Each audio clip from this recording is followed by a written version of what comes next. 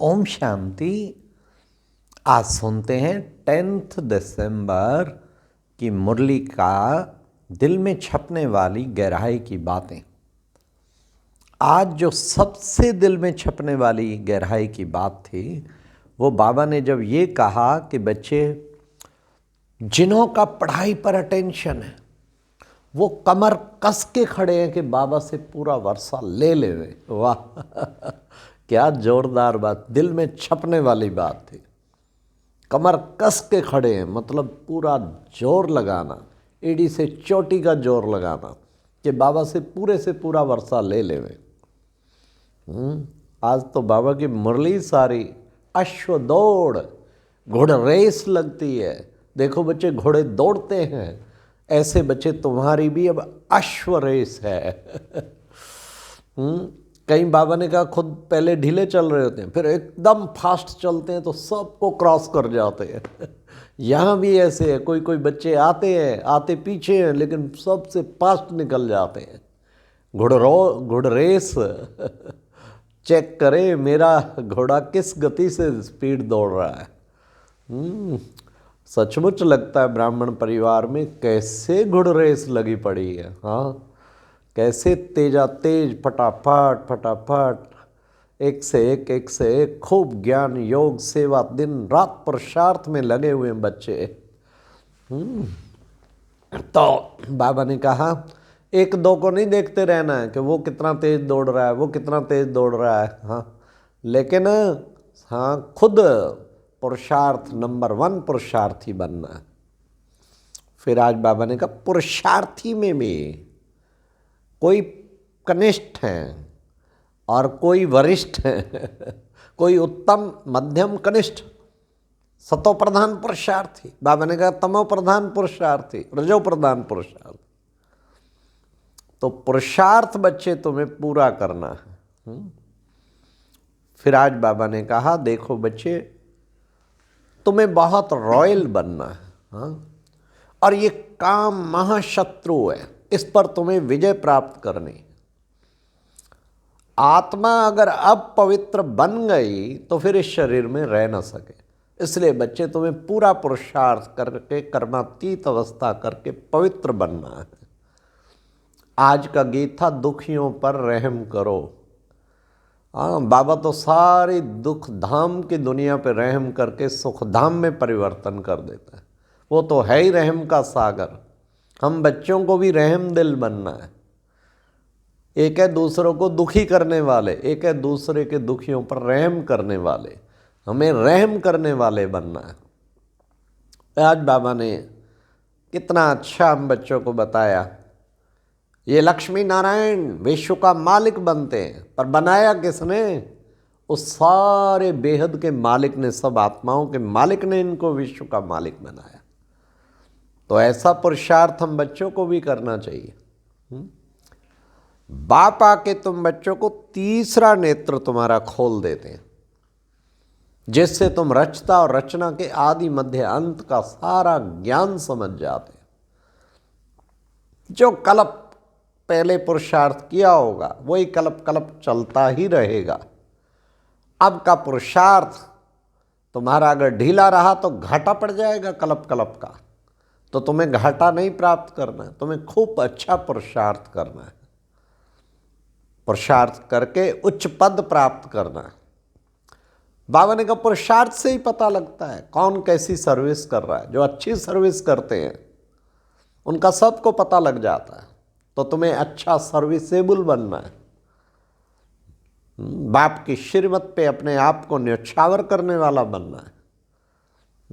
बाबा को सेवा में हड्डी हड्डी न्यौछावर करने में ऐसे बाबा के रतन बनना है। रोस्तम से माया, ध्यान रखना, रोस्तम से माया। जो पुरुषार्थ में बहुत तीखे होंगे ज्ञान योग में, उनसे माया भी रोस्तम होकर लड़ेगी। लेकिन तुम्हें घबराना नहीं है। अगर बच्चे जरा भी कुछ हुआ तो फिर घाटा पड़ जाएगा कल्प कल्प। इसलिए माया की चक्री में नहीं आना, तुम्हें माया जीत बनना है। फिर प्यारे बाबा ने आज के विशेष जो बताया कि बच्चे देखो बाप आकर तुमको राजयोग सिखलाते, जिससे तुम क्या बनते हो, जिससे बच्चे तुम राजयोग सीखने से तुम स्वर्ग का मालिक बन जाते। ये राजयोग कितना बड़ा काम करता है, लंबी आयु देता है, मन को बुद्धि को पूर्ण एकाग्र कर देता है, खुशियों की खान भर देता है। जो महारथी हैं पूरा पुरुषार्थ चल रहा है वर्षा लेने का, तो महारथी बाबा ने आज टाइटल दिया, तुम महारथी हो। ऐसे महारथी जो रथ पे सवार होके आत्मा रथी बन के सारा कार्य करे, वो है वास्तव में महारथी। हर संकल्प वचन कर्म में देखना है, क्या मेरे महारथियों वाले कर्म हैं, महारथियों के समान मेरा जीवन है। महारथी वो जो सदा रथ से अलग अपने को महान आत्मा महान रथी फील करे। रथ अलग और रथी अलग है। रथ और रथी मिक्स हो गया तो फिर बहुत खराब काम हो जाएगा, इसलिए रथ रथी को मिक्स नहीं करना। हाँ, इस रथ पे सारथी बाबा को याद करके तब याद करेंगे तो फिर जीवन बहुत श्रेष्ठ बन जाएगा, फिर न्यारे और प्यारे बन जाएंगे। बाबा ने कहा 21 जन्मों का सुख मिलता है, कोई कम बात है क्या? तो कितना ना बच्चों को अच्छी तरह से पढ़ाई पढ़नी चाहिए। 21 जन्मों का सुख बहुत बड़ी बात है, 21 जन्मों का सुख। फिर बाबा ने कहा तुम हो ईश्वरीय औलाद। ईश्वरीय औलाद छोटी बात है। ईश्वरीय औलाद माना बिल्कुल ईश्वर समान, सन सोच द फादर। जैसे बाबा का चलन वैसे हमारा चलन, जैसे बाबा का सोच वैसे हमारा सोच। तुम हो ईश्वरीय औलाद। फिर बाबा ने कहा तुम्हें बहुत रॉयल बनना है, तुम्हारे चलन चेहरे से पता लगे ये ईश्वरीय औलाद है और रॉयल्टी नज़र आनी चाहिए, ऐसा तुम्हें रॉयल बनना है। फिर बाबा ने कहा लक्ष्मी नारायण को विश्व का मालिक आखिर तो किसने बनाया? बेहद के बाप ने बनाया ना। फिर बाबा ने आज माया की फिर करतम बताए। माया ने एकदम बुद्धि को ताला लगा दिया, बाप के सिवाय कोई इस ताले को खोल ना सके। अब बाबा तो ताला खोलता है। बाबा कहते हैं डबल लॉक है, एक चाबी तुम लगाते हो, एक चाबी मेरी लगती है। तुम कितनी भी चाबी लगाओ, जब तक मेरी चाबी नहीं लगेगी ताला नहीं खुलेगा। और मैं चाबी इतनी जल्दी नहीं लगाता हूँ, मैं पूर्व जन्मों का अकाउंट देखता हूँ भक्ति का।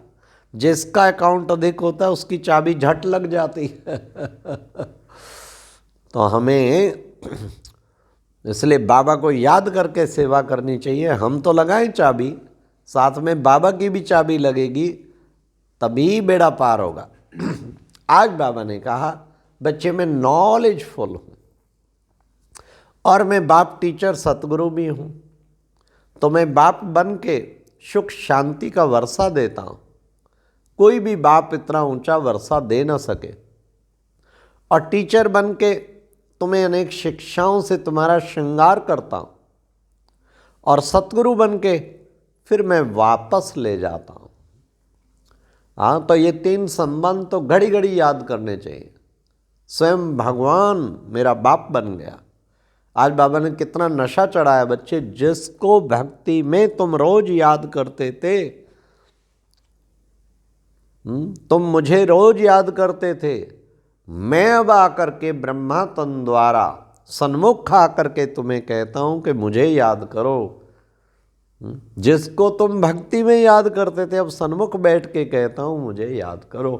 पहले तो पहचान के बिना याद करते थे ना, अब पहचान मिली है। पूरे कल्प में पहचान नहीं मिलती, अभी पहचान मिली है। अब बाबा कहते मुझे याद करो।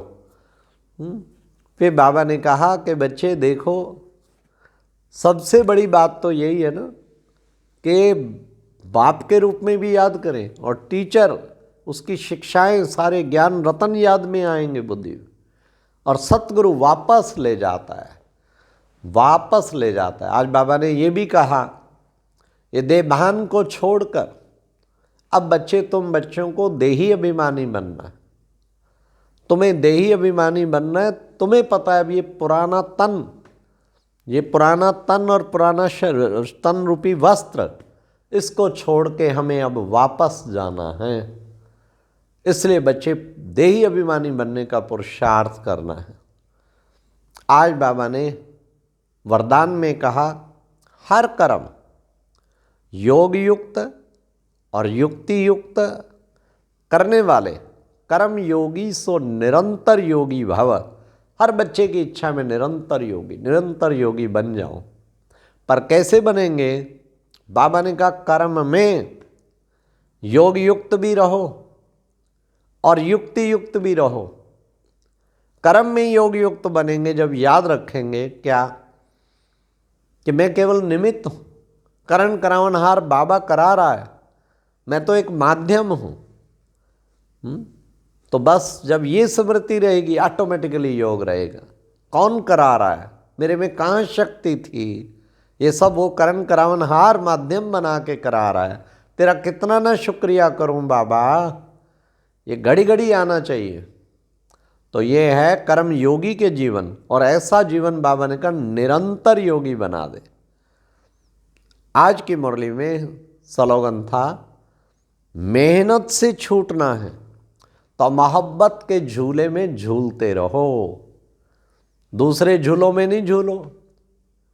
वो झूले थोड़ी हो तो धक्के, टेंशन के धक्के, परेशानियों के धक्के, कई प्रकार के धक्के खाएंगे तो झूला कौन झूल पाएगा। मेहनत करनी पड़ेगी फिर दिन रात। अब बाबा ने तरीका बता दिया आज कि बच्चे मोहब्बत के झूले में झूलते रहो। मोहब्बत इतनी लग जाए, जिससे मोहब्बत होती है ना कभी भूलता ही नहीं, फिर उसकी याद आती है, फिर बुद्धि उसके पास पहुंच जाती है। अच्छा, ये था आज की मुरली से दिल में छपने वाली गहराई की बातें। ओम शांति।